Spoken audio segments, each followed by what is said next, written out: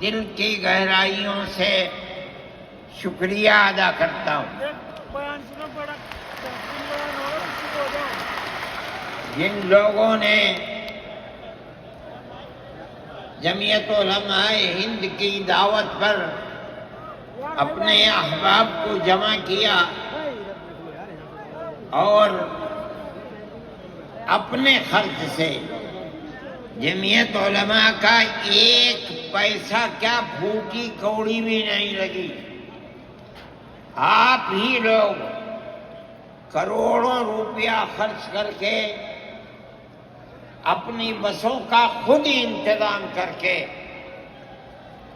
یہاں تشریف لائے دعوت پر اور آ کر بیٹھے. جمعیت علماء ہند کے خدام کے دل میں اس کی بڑی قدر ہے. اللہ آپ حضرات کو اس کا بہتر بدلہ عطا فرمائے. میرے محترم بزرگوں، آج ہی کا مسئلہ یہ نہیں ہے. جمعیت علماء ہند کی ایک تاریخ ہے اور ایسی تاریخ ہے اپنے اس ملک کے لیے جو کسی دوسری ہندو مسلم پارٹی کے پاس نہیں ہے. علماء نے اس ملک کی آزادی کے لیے اگر آپ ان کی تاریخ کو پڑھیں گے تو آپ کو اندازہ ہوگا کہ ان کی اس ملک کی آزادی کے لیے قربانیاں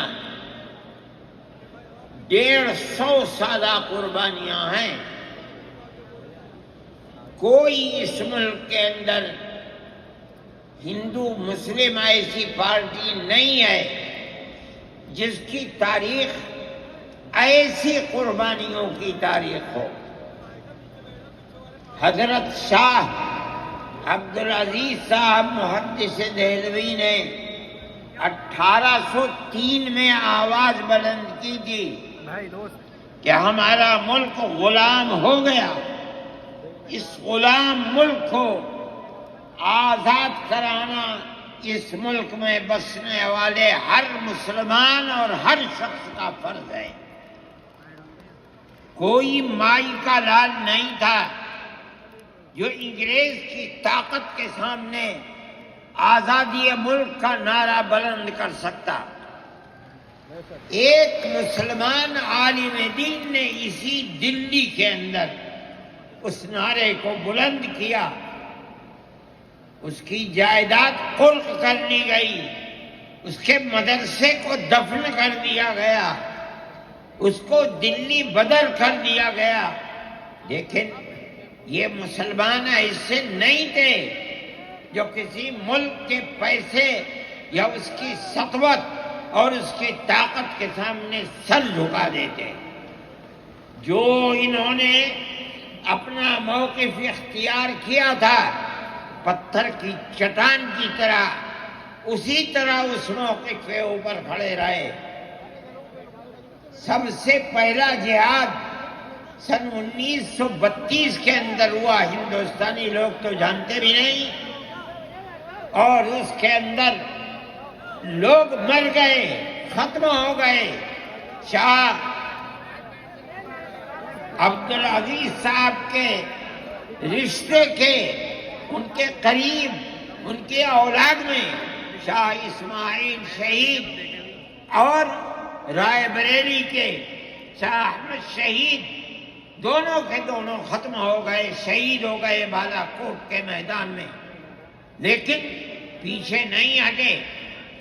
وہ لوگ جو بچ کر آئے تھے سن 1857 میں پھر جہاد کر دیا، اور اس کے اندر صرف اسی دلی کے اندر 33,000 مسلمان شہید کیے گئے، اور لال قلعے سے لے کر جامع مسجد تک درختوں کے اوپر ان کی لاشوں کو لٹکا دیا گیا.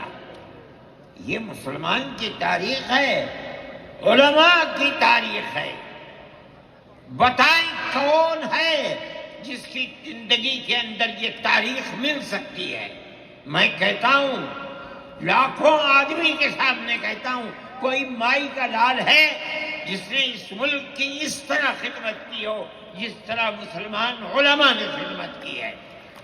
میرے بھائی، جمعیت علماء انہی مجاہدین کی بنائی ہوئی جماعت ہے. ہم تو ان کے جوتے سیدھے کرنے والے ہیں. ہمارا کیا کام ہے؟ ایک ہی کام ہے کہ انہوں نے جو جمعیت کی بنیاد کے اندر ہندو مسلم اتحاد اور ملک کے ہر بسنے والے کو ایک پیغام دیا تھا پیار و محبت کا، ہم اسی پیغام کو لیے بیٹھے ہوئے ہیں.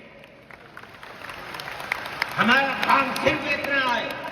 دنیا توڑنا چاہتی ہے، حکومتیں برباد کرنا چاہتی ہیں، فرقہ پرست ذہنیت آگ لگانا چاہتی ہے، یہ نعرہ دینا چاہتی ہے کہ ہندو الگ، سکھ الگ، مسلمان الگ. ہم کہتے ہیں نہیں، ہندو مسلم سکھ عیسائی بھائی بھائی.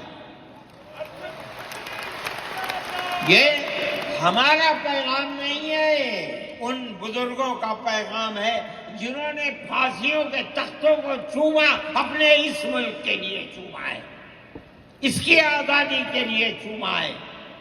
اس ملک کے اندر یگانگت اتحاد جس کو آج آگ لگایا جا رہا ہے، ہمارے بزرگوں نے اسی اتحاد کے لیے اپنی قیمتی جانوں کو قربان کیا ہے، اور ان کا مقصد یہ تھا کہ ملک آزاد ہو جائے.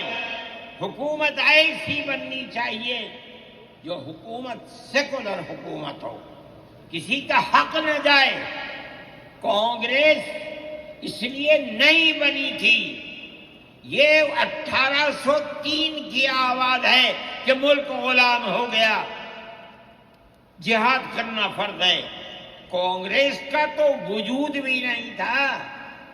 کانگریس تو 28 دسمبر 1985 کو بنی ہے، اور اس کا پہلا اجلاس بمبئی کے اندر ہوا ہے. آپ لوگ سمجھیں اس کو، کانگریس ملک کو آزاد کرانے کے لیے نہیں بنی تھی. کانگریس کی تجویز موجود ہے. وہ کہتے ہیں کہ ہندو مسلم ملک کے بسنے والوں کی اس جنگ و جدال سے دو جہاد، سن 32 کا 1857 کا، اس جہاد کے نتیجے میں جو برطانیہ کی حکومت اور ہندوستان کی حکومت میں دوری پیدا ہو گئی ہے، کانگریس کا مقصد تھا کہ اس دوری کو ختم کر دیا جائے، ملک کو اپنے گردن سے زنجیر غلامی کی نکال کر توڑ دیا جائے. کانگریس کا مقصد نہیں تھا.